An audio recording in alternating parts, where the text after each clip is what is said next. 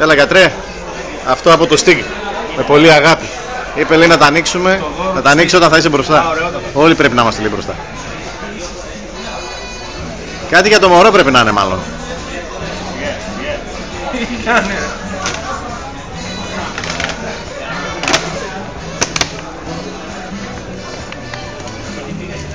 Κάρτα, έχει κάρτα.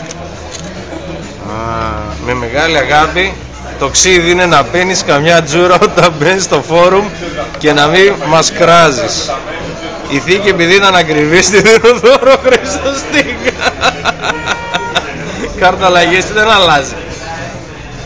Τι λέει, για τις δύσκολες ώρες, φιλιά, Κάρολος. Έχουμε δωράκια εδώ. Ξύδι.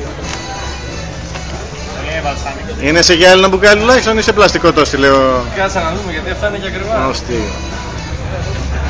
Είναι σφραγισμένο, καλά μη σε λέω. Ναι.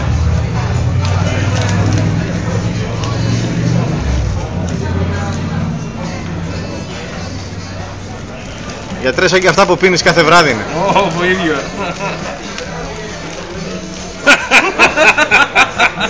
Για να δει και τη γάτα ρε εσύ.